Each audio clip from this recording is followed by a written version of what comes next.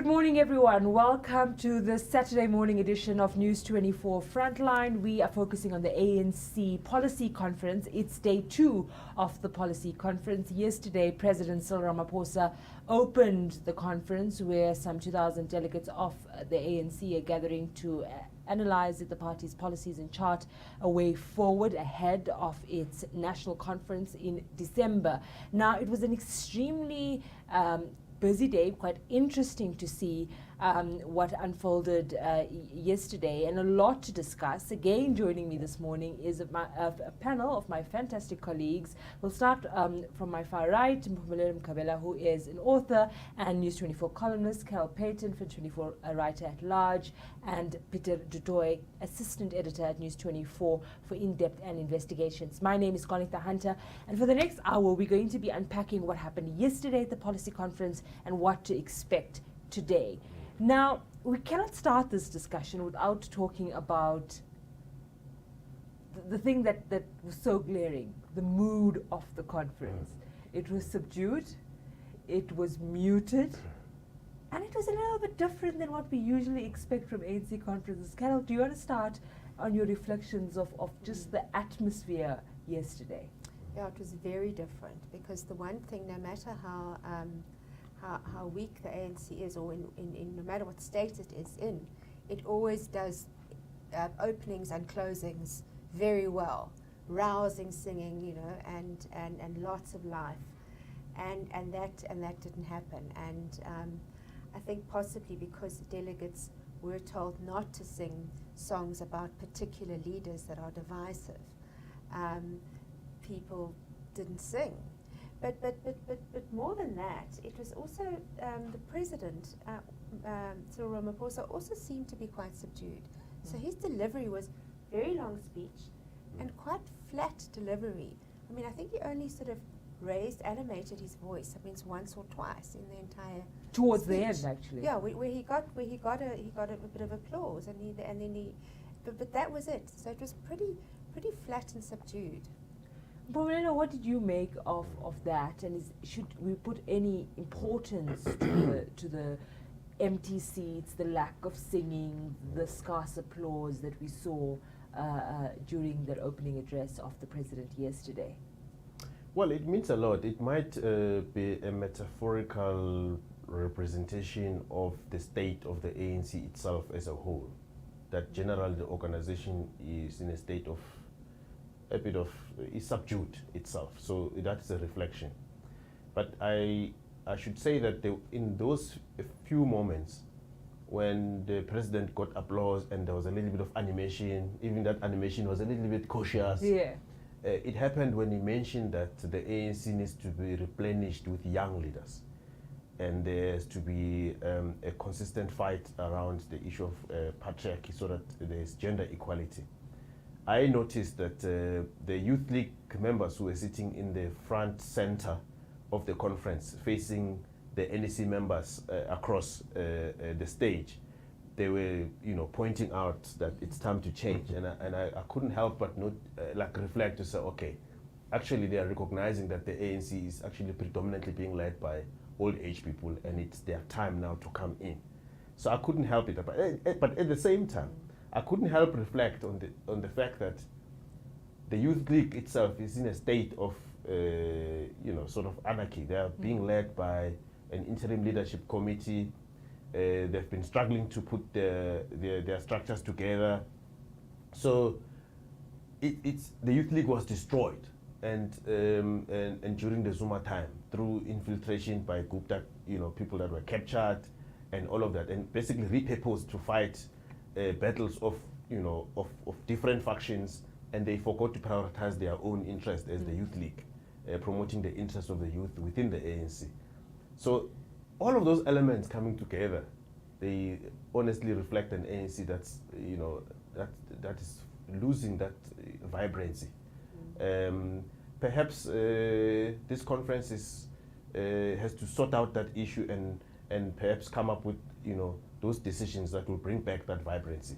There is general admission that they are not in good state.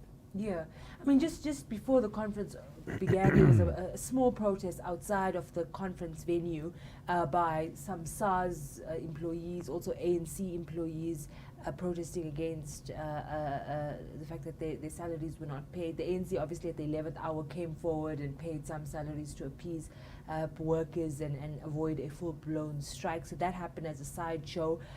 There was a little bit of concern around the delays in which the conference began, but eventually it went on. And then in the opening address, there was, in the opening session at least, there was an address by Solly Mapaila, which was basically ad-lib, where he attacked the ANC and its leadership, especially around what he called, this push to liberalize the economy. And then you had Zingisa Losi also being very harsh on the ANC. But there's also a sense of hypocrisy that exists in this. This thing of singing, we want socialism. At the same time, the entire ANC economic policy discussion document is pointing to the complete opposite of that. But we've come to accept this hypocrisy that exists, or this I don't know if the word is hypocrisy, but ambiguity. this ambiguity, that exists and is allowed to perpetuate in the ANC, that the president can smile and sing along to a song that he knows very well that this is not the plan going forward.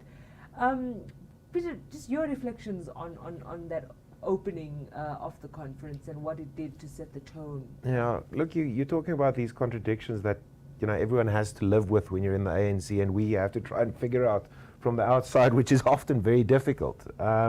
And the president's speech was again one of those long speeches where he tried to be, I think, he tried to be as accommodating as he could to different interests, different vested interests, different factions. But I kind of felt for the guy at one stage, because listening to him deliver that speech yesterday, delivering a litany of issues that they have to confront, it's almost an impossible task. And Cyril Ramaphosa isn't a popular president. He's not a president that is able to rouse the crowds. And if you've attended an ANC conference previously, and all of you have reflected on that, he's not able to get people out of their chairs, and he's not able to lift the spirits. He's not able to get the blood boiling. You might get the blood boiling in different directions or in a negative direction, but he's not I was quite surprised by the fact, because it's his party, he's the leader, and I think he's been hamstrung obviously by something like the pandemic, which meant that the NGC couldn't have been held. He couldn't consolidate his power in public and visibly at previous conference. So I think he's in a difficult spot. And listening to the speech and rereading it again, there's an enormous amount of work for the ANC if they are serious about reform, if they're serious about repairing the ruptures in the party. And up until now, it's been very difficult to do that. So let's see what happens today. It will be interesting to see what comes from the commissions, because that will give us an indication of which direction the wind is blowing, what's going to happen with step aside, what's going to happen with defining what state capture was and where it was located, and what are they actually going to do about it. Yeah. But I think it's difficult for Ramaphosa. I think he won with 179 votes in 2017. I don't think that should be a matter. I think us harping on that, you won. You are the president. It doesn't matter. No, I think that is what gave the president constant benefit of the doubt. It gave him that out to say, "Oh, I'm a victim of circumstance." You are the president. And for all his faults, and I think you said it yesterday. I mean, Jacob Zuma was never scared to wield executive power, was he? I mean, what Jacob Zuma said went. He owned the party, he owned the NEC. And we spoke about it at length yesterday. But I do feel for the guy. It's not an easy job. The point that I'm countering, Pieter, is this: it's 5 years, right? In 5 years, can you show any demonstrable political muscle that you've? So maybe you didn't have the political muscle when you were elected. So how did you build your muscle in this last 5 years? And for me, I can't see it. You know, I think that if we'd had this discussion 6 months ago, Yeah. it would have been a slightly different discussion. Because 6 months ago, we were all writing Ramaphosa's home and dry. You know, there's no challenger to him. He's fine. And I think that that's actually the answer to what you're saying, is that he didn't seek to consolidate himself so much in the party as in the public. And that was his strategy, to build his popularity and make himself indispensable.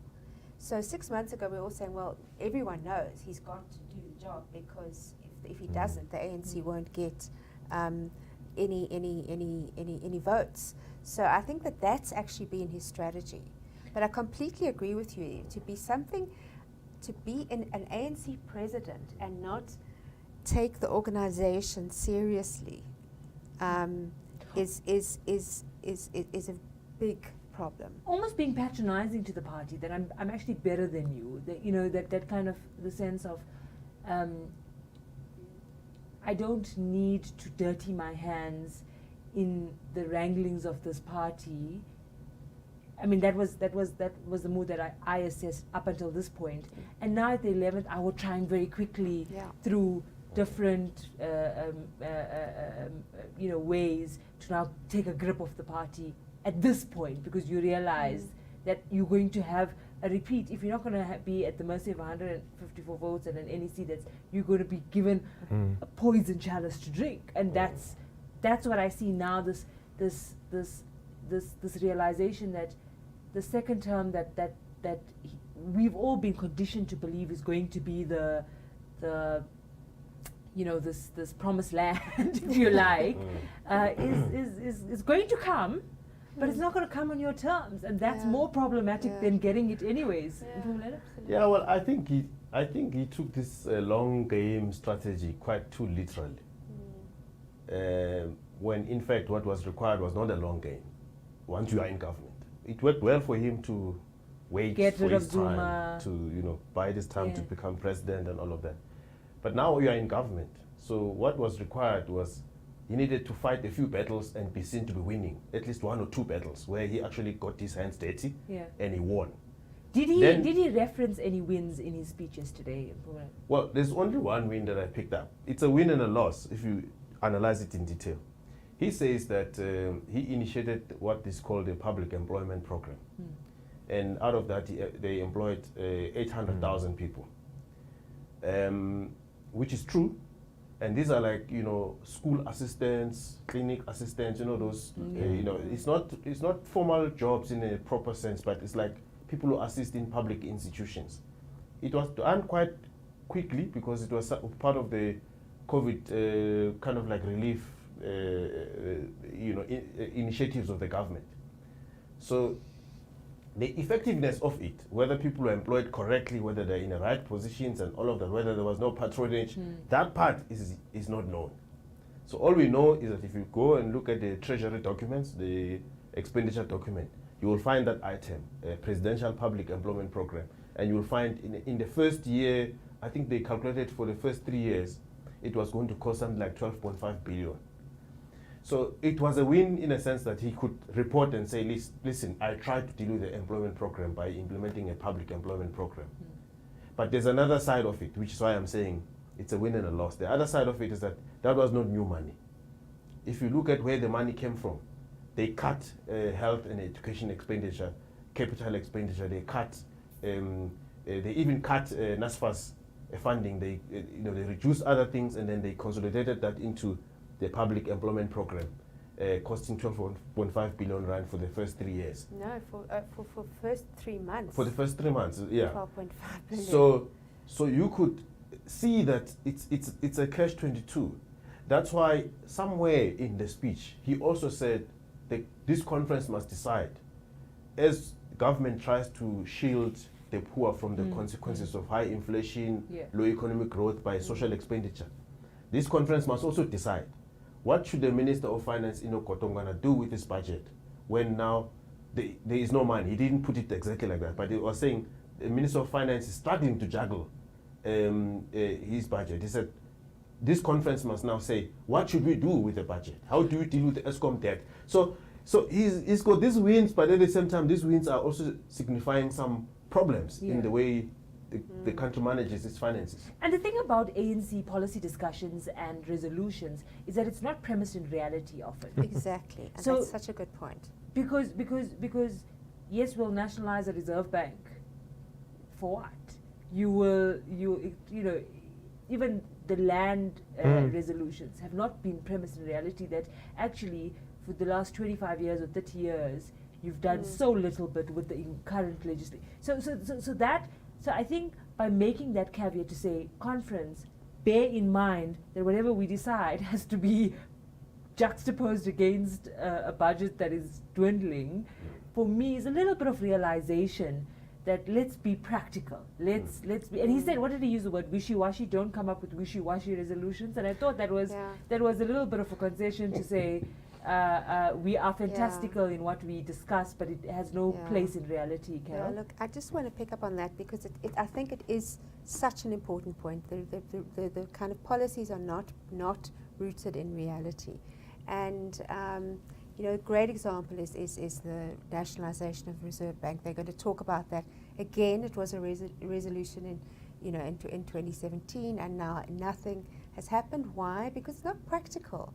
It's not practical to buy out these private shareholders who are going to demand an extortionate price, which is exactly why they're holding on. Yeah. When in fact the bank is insulated from any influence from shareholders, doesn't influence monetary policy or anything that happens there. So it's become a typical kind of proxy issue. It's a proxy issue. Well, let's hit at the neoliberal economic policies through this issue because the public will go, what? You know, some foreigner owns some of our Reserve Bank. That's Ridiculous. Intolerable, ridiculous. When in fact it's not a real issue. So yeah, and I think that was, I think, you know, he made those points about, you know, what should we do about the Eskom debt, when he was trying to respond to Solly Mapela and say like, you know, you're talking about, you know, your monetary policy must change, fiscal policy must change, you don't like the energy plan. He didn't say these things, but he was clearly thinking, he was saying, but you know, the state must provide electricity, but only when it can, when it's got the resources to do so. So he was trying to say to people, just get a little bit real, but the extent to which that's going to rub off and actually take root in commissions is difficult, because you need ANC leaders in those commissions to be making those counterpoints when people stand up and say, you know, the state must provide electricity. You need sophisticated people in there to argue, well, this is the problem we have. You need someone to put up the budget and say, it looks like this. Where do you think we should take? Exactly, and those sort of things do not happen. Yeah. So yeah, it's a bit of a wishful, and policy, and that's where the policy ambiguity and the kind of wishful thinking, When these policies hit the brick wall of actual legislation and regulation, when it goes to Parliament, when it goes to National Treasury, when costing is done, that's when reality hits. So in 2017, the big talking point was expropriation without compensation. You know, it went through this whole process at Parliament. There was an ad hoc committee, the Section 25 committee. It went through public participation process, and it actually got nowhere. And why did it not get anywhere? Because it was incompatible with the Constitution, what they wanted to do. There was no broad support for it, apart from a specific faction in the ANC and the EFF. And the reason why land reform, for example, is such an disaster, as pointed out by Kgalema Motlante's committee that investigated the impact of legislation over 20 years, was because of poor implementation by the Department of Agriculture and land reform. So when we talk about policies and fanciful political policy flights, you know, this is what we see at a policy conference. But when it actually goes to Parliament, when it actually goes to National Treasury, that's where the impracticalities of some of these policies are shown up. Because I mean, the discussion around very practical policies is it's not attractive in politics, right? To put it simply, it's it's not as rousing. It's not as it's boring. So it's easier to kind of make these crazy reachable kind of reaching rather statements, so that we are seen to be doing something, as we were discussing yesterday. But Mpumelelo, I want to pick something up with you, and that is this concession by the president that we failed, that we've done bad. He's done it about the state by bemoaning the lack of water and electricity and jobs, etc. He's done it in the ANC. We are the weakest since we've ever been since the advent of democracy. Corruption and patronage is taken. This is a president. I mean, if you don't listen to his voice, it could be John Steenhuisen talking about the country in terms of where the ANC has failed. You're really sticking in the knife there, Qaanitah. But the point is that then the discussion stops there. It doesn't move beyond now what. Well, he also said, to add to that, that the number of municipalities that are under administration have increased. He could easily have quoted, but he didn't, from the AG's report, which would have supported his argument even further.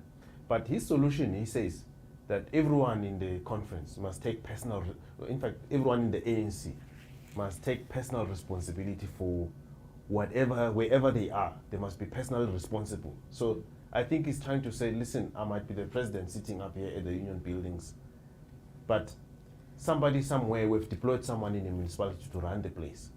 To what extent is the organization responsible or the individual responsible? So he's trying to say people shouldn't be doing things under the cover of the organization. At the end, it's the individual who steals. It's the individual who fails to implement a project. It's the individual who don't sign up for certain expenditure to happen and money gets rolled back to treasury. It's the individual, as you said, of the ANC who gets their hands into tenders and all of that. So, but I don't think the party has a way of ensuring that personal accountability actually happens at a practical level. So he's articulating it, but how do you make it happen at that nitty-gritty, at that detail? I just want to raise something that happened last night in the closed commissions, where not closed commissions, closed plenary, where there was a move by Pieter du Toit, who's the secretary of the ANC in KwaZulu-Natal, and Siboniso Duma, echoed by delegates from Limpopo and Sizupila Mkhize from the Youth League, who stood up and said, where's the implementation? Give us a diagnostic report of what government has implemented since the last 5 years. And that's rooted in exactly what we've been saying, right? That there's no implementation plan. But the problem is, it's not meant for that to be any. That wasn't a meaningful call, because if that was a meaningful call, it would have happened in provinces at PGCs, where provincial leaders would have accounted, for what they have done in their governments in a provincial level, and then it filters up to national. The point of why that call was so factionalized, and it was shot down by Gwede Mantashe, the chair of this conference of the ANC and chairing the conference, is that it was A, a dig at Ramaphosa, but B, preparing the ground for when they attack Pravin Gordhan, in commissions today.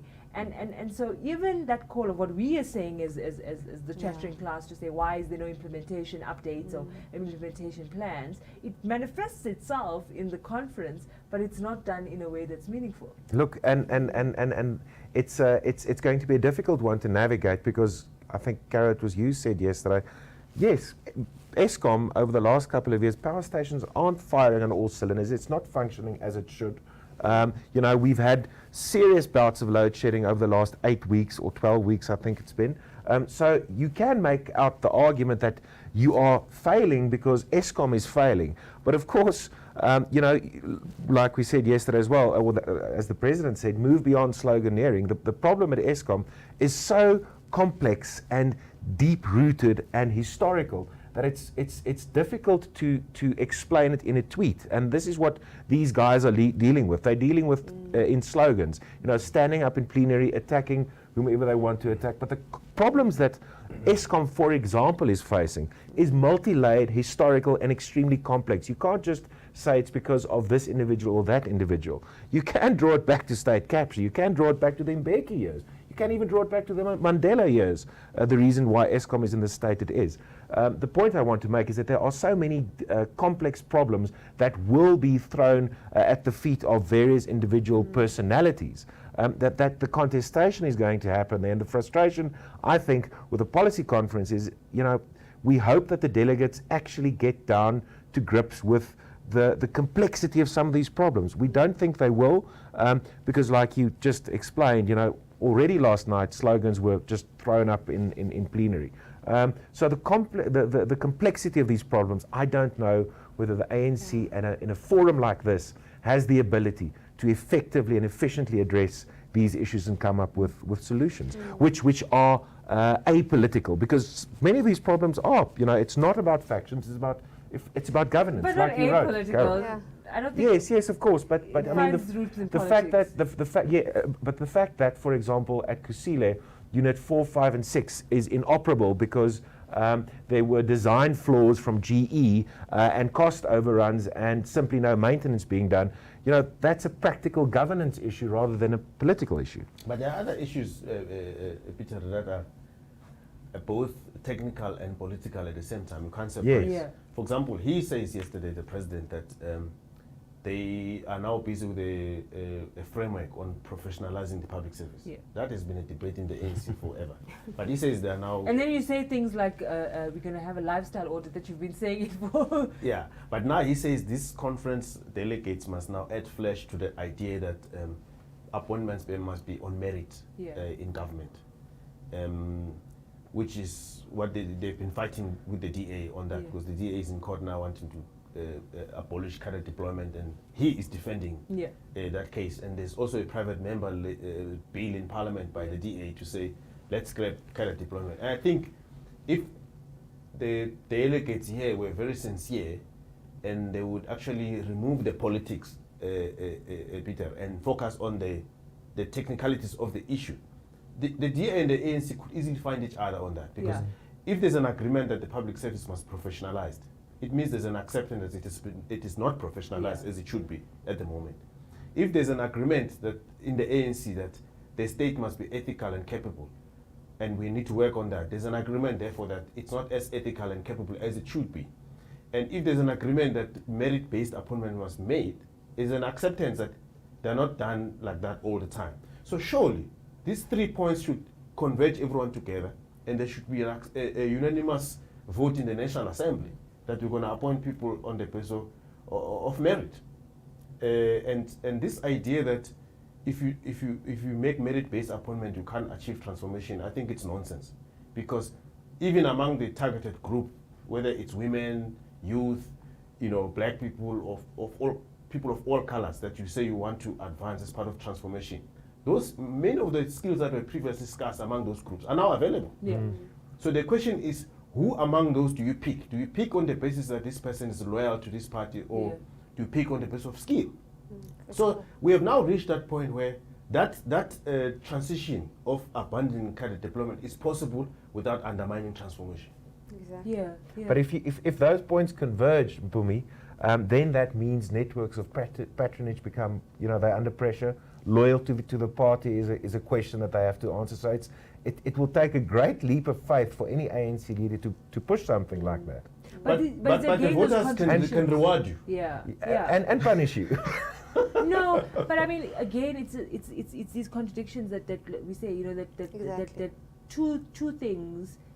The ANC is making a noble effort at transformation.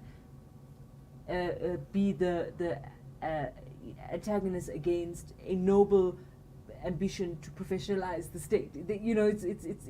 It's almost a sense of we want to do this, but actually it works against each other, and therefore nothing will happen, and we won't do what you just point out, because because we want to transform. And then there's the underlying thing of, okay, but we need patronage networks and all of that. So the duality of the contradictions, or the nuance of the contradictions is something we can't ignore. I want to talk a lot about the social compact issue, because that's going to be characterize a lot of the discussion today. But before we do that, I just want to flag just a little bit of the sideshows that manifested itself yesterday. Like we said, it was a very muted conference, not nearly what we expected, not nearly what is traditional in the ANC. But there was an effort once the conference resumed for the closed session to sort of priming the ground for the rebellion. And that was a small group from the ANC in KwaZulu-Natal trying to sing, Wenza and Zuma, just simply just trying to raise it. And we know that a lot of the rebellion in the ANC is often incremental. People test the waters, and then if it gains ground, it becomes intensified. And so the small group of ANC in KwaZulu-Natal, and I say this again, that this was priming the ground for what we have spoken about for the last 2 days, the proxy fights, which will be the step aside, which by yesterday we knew was going to be very definitive today, that fight. But that was shot down by Gwede Mantashe. He says, this is a conference of the ANC. If you don't respect the rules and the discipline, you can leave. And then there was applause, and that was drowned out. And then it was followed by this thing of, okay, give us an account. Again, a kind of proxy bid to call certain people out. So that was as far as the sideshows. Conference finished early. Commissions will start this morning. So we are seeing this kind of rebellion that's been picked up, and step aside has been kind of the block against the step aside policies you could see it kind of getting root yesterday. ANC in KZN is taking control of it. 3 regions of Gauteng is on board, Tshwane, Johannesburg, I'm not sure what the third one, Ikuruleni, onto that, Limpopo delegates. So they were, so you kind of saw this in the closed session at least, this coalescing, okay, this is what the bloc looks like, the rebellion bloc, whatever the manifestation of the rebellion is. So that was kind of the sideshows that exist. Admittedly though, I thought there was going to be a lot more noise, and there wasn't. I don't know if you think that what we saw yesterday, that priming of the ground is going to intensify today, Pumi? I don't think there's space for that because they are now breaking into commissions. Yeah. And the commissions are much more detailed in what they need to discuss. So perhaps where there might be room to perhaps maybe take the rebellion further would be in that organizational renewal discussion, where they discuss, and people will try to actually propose for the amendment or the scrapping of the step aside. So it might actually emerge in that commission. Yeah. So, and if when they report back to plenary, depending on the agreement in that commission, if they report back to plenary, and you will find that other people from other commissions tag along, and then it becomes a groundswell. Maybe it can generate more fire. I don't know.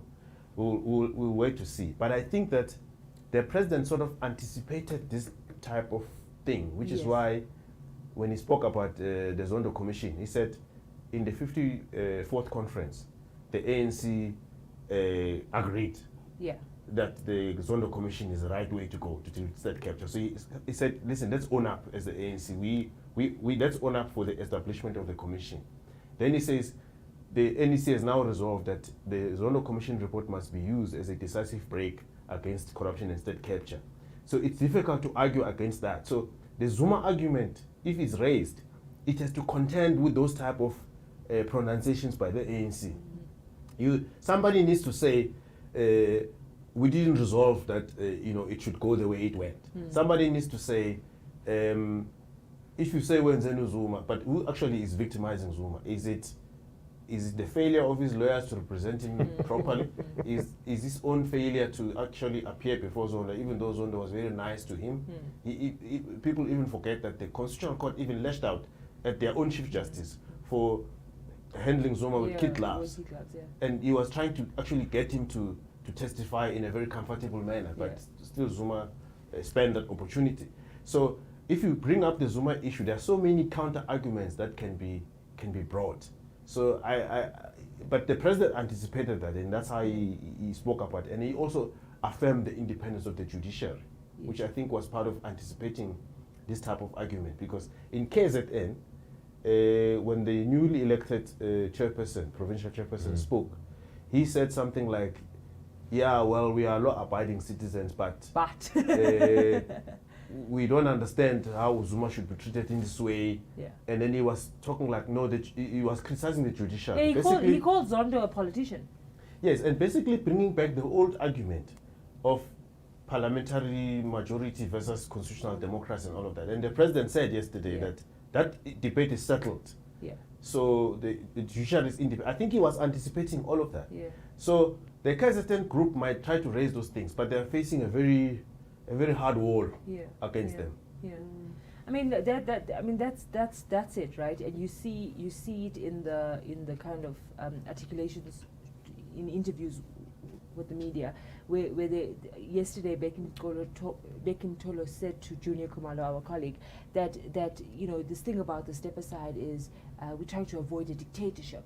We try to avoid the ANC constitution being because the ANC constitution affirms the thing of innocent until proven, or the state constitution innocent until proven guilty. So how can the party constitution? So all of these things, and again, if you just create enough noise, the realities can fall through the cracks, which is why Mameluku Kubai says she was shocked at a KZN conference. Somebody stood up and said South Africa left BRICS because after where Google, that's a Googleable assertion to check, and again, if you just create, I mean, if you fire up a debate around we risk a dictatorship, what happens when state machinery is repurposed for political, I mean, these are all valid fears, but if you just lump it all together, you can just create enough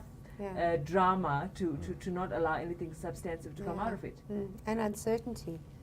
It's easy to do that in the ANC, and as we've been saying, I mean, these are often just proxy issues anyway.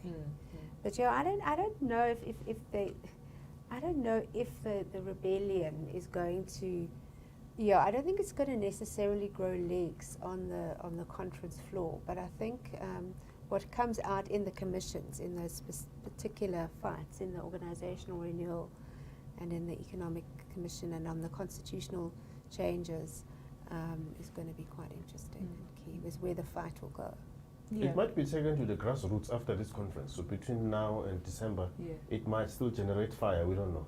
Especially, especially if this conference comes and is very business leaning, you as the opponent to Ramaphosa, whether it's in the manifestation of Zweli Mkhize for president campaign, or this Adiwele kind of, we needed, this euphemism of we need generational change, you could get people fired up on.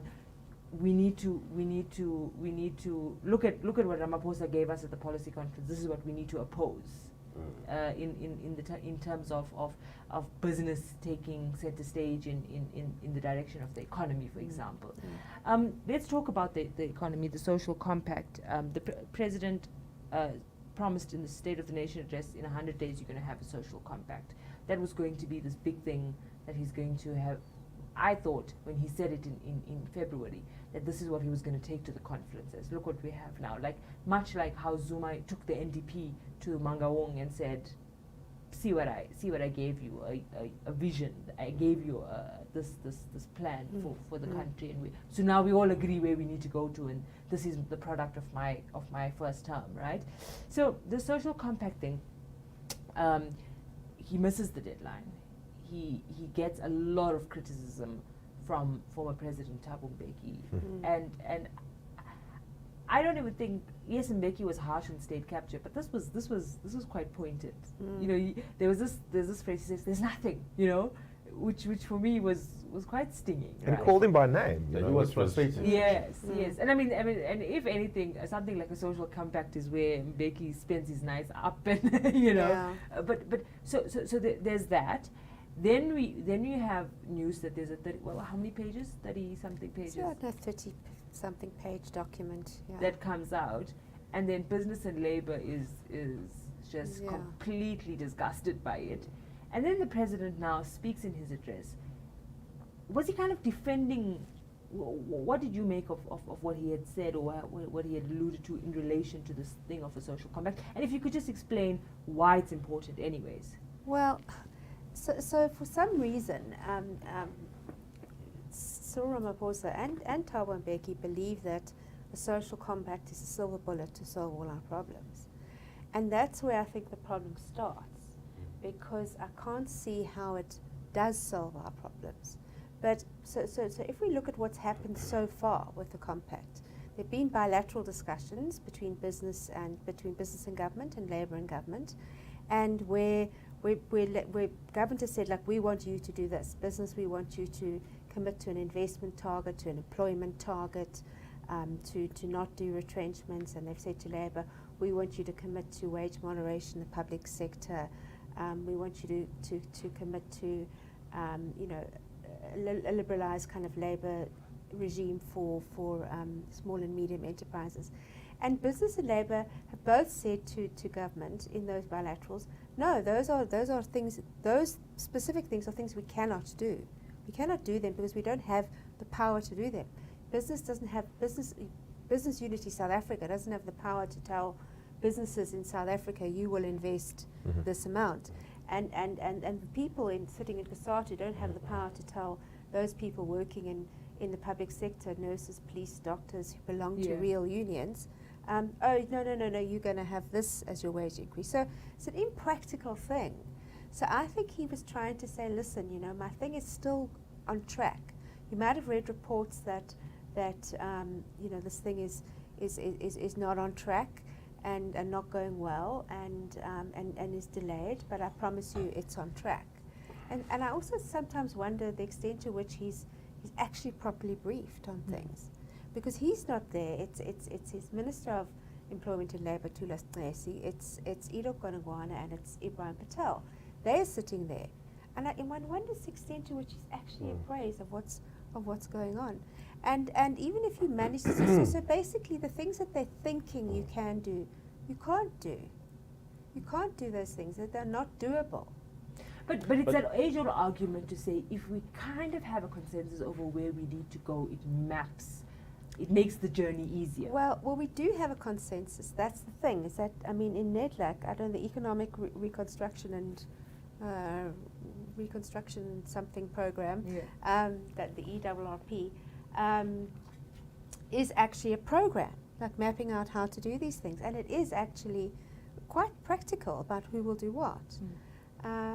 And it took everyone by surprise when the president suddenly said, okay, we're going to have our social compact in 100 days. And it's as if, we're going to compel people to do things that are politically impossible for them, because we need a silver bullet, and there isn't a silver bullet.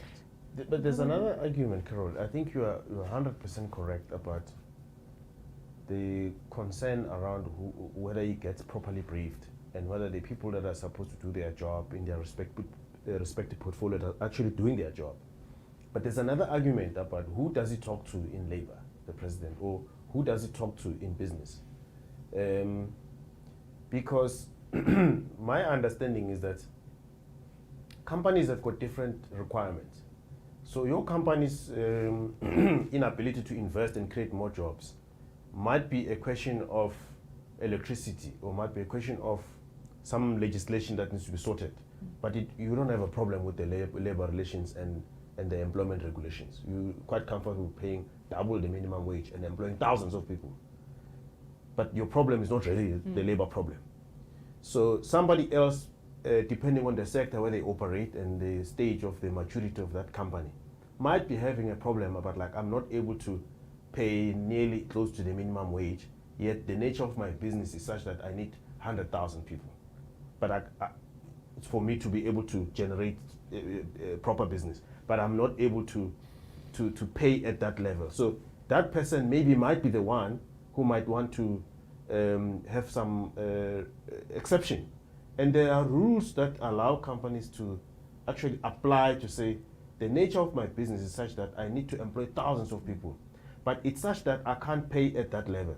I am applying to the Department of Labor and Employment for an exception. And then in that specific context, the government or Cyril Ramaphosa can have a compact with that company and the employees and the unions, and then they may have an agreement to say maybe in the next few years you'll upgrade your employment, but at least people are employed.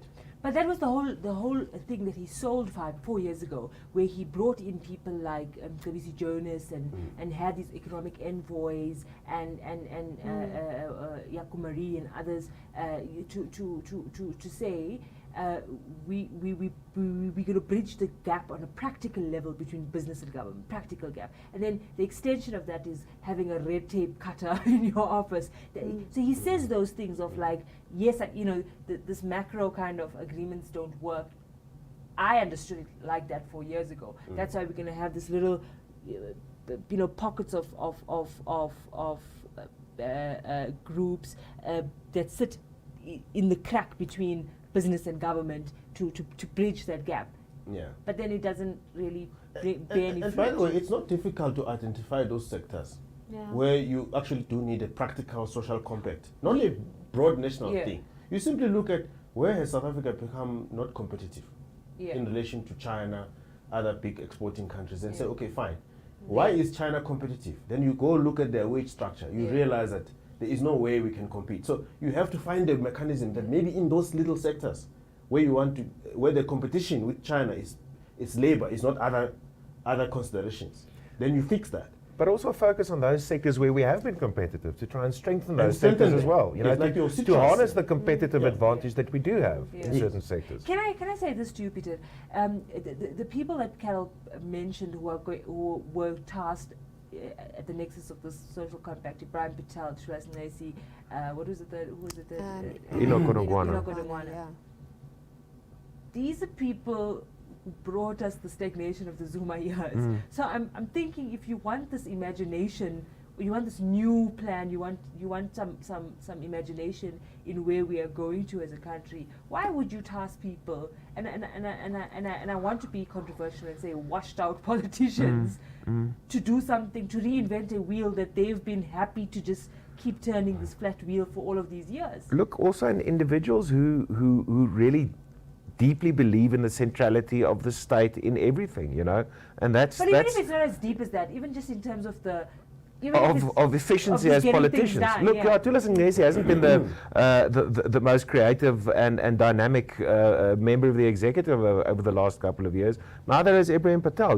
Patel, and Carol knows that much better than I do, is someone that regularly is criticized by senior people in business for the rigid way in which they want to implement trade policy, for example. So this isn't a group of, and Enoch Godongwana, bless his soul, comes from the heart of the Economic Transformation Committee in the ANC. So he's a dyed-in-the-wool ANC economic ideologue, I suppose. So you're not going to get dynamism and creativity as far as economic ideas or economic policy ideas to take to business, so that they can find middle ground to do something creative and dynamic and something that takes the country forward. So again, Cyril Ramaphosa has not done himself a favor by surrounding him with washed-out politicians, like you say.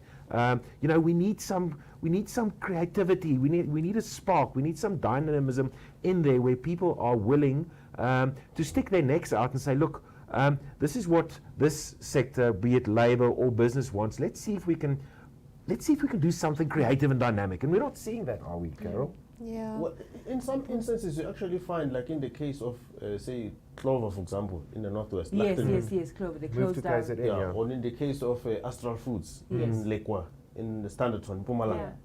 Sometimes you find that it's actually businesses that go to the government and say, listen here is 3,000 jobs at stake, and maybe another 3,000 potential we can create. Yeah. If we don't do the following, the 3,000 that exist are under risk, and forget about the potential. Yeah.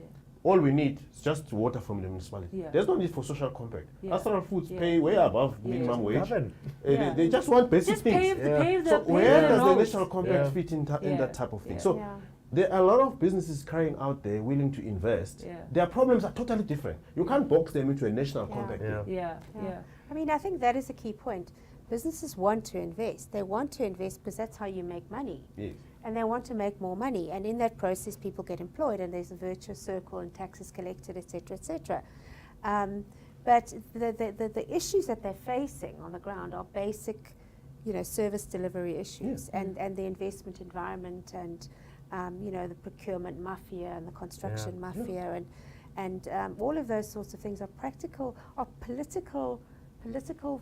failings, which they're looking to get corrected. You can't, for Tulas Nqesi to sit there and say, well, I want you to commit to, raising investment by 10%, without, and government will say, we'll do that. We're going to do those Knowing things. full well they're not. We're going to do those things. can't. Our Yeah. part of the deal is we're going to do those things, but we know they're not doing that. Yeah. I mean, there's a wonderful anecdote that I've heard, and I don't know how true it is, but the Oma Rusk factory in Maltino in the Eastern Cape have now started to tar the road from their factory to the N12, I think, or the N17, I think it is, because the road became so bad that once the rusks are packed and it reaches the main road, all of it is broken. So they had to re-tar the road to get it to the main arteries. I mean, and that's a basic thing for a company or a business to function. And I mean, in Well, our Astral coverage, Foods is installing its own water pipeline.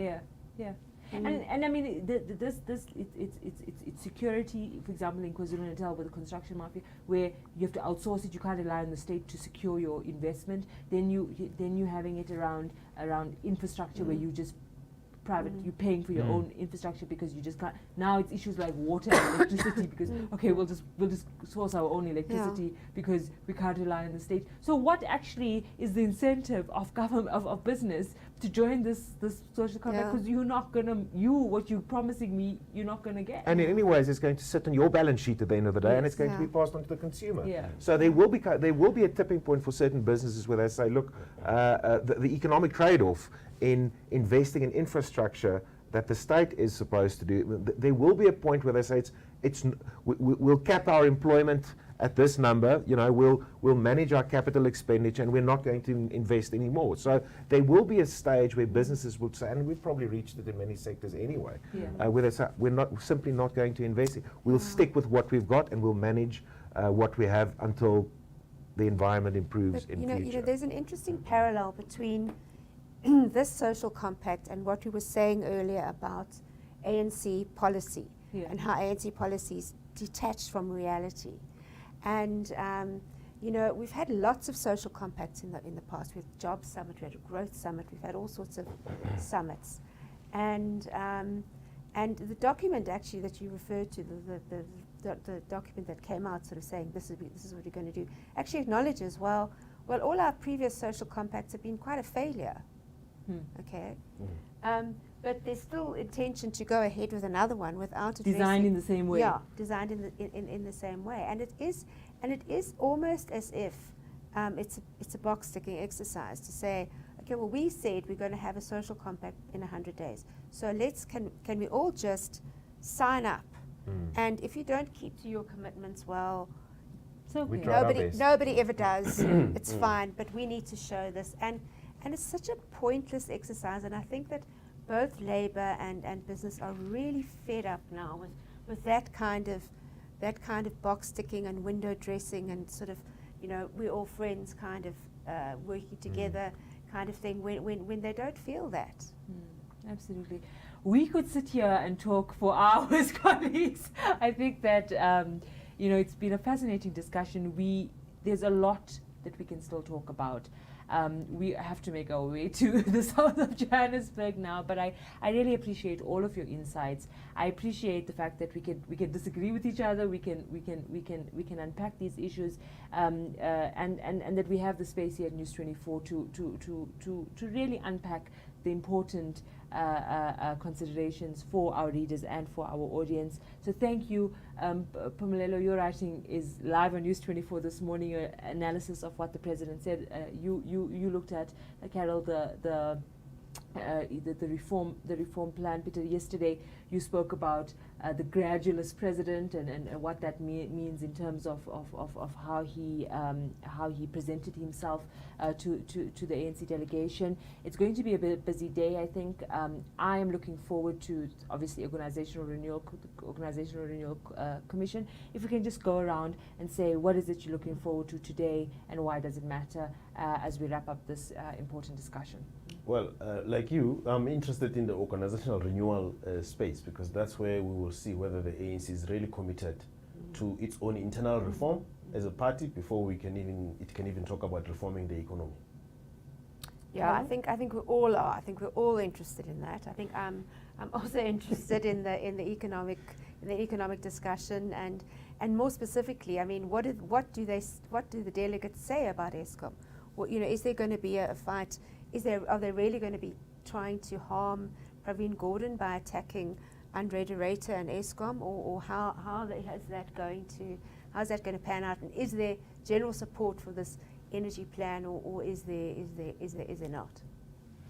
Look, de Ruyter and Gordhan is definitely they're definitely in the crosshairs of those groups. But I'm also interested to see how they're going to discuss the Zondo report, how they're going to dialogue around where to locate state capture. What does state capture mean? I'm very interested to see how they're going to process the findings of Chief Justice Raymond Zondo. So that's one I'll be looking for as well. All right, there you have it. Thank you very much for joining this discussion, News 24 Frontline. You can catch all our updates on the ANC Policy Conference, live updates on news24.com. There's also lots of video analysis coming to you throughout the day. We will cross to you live as the day and the weekend unfolds, bringing you all the latest from the ANC Policy Conference. Thank you again for joining us. Until next time.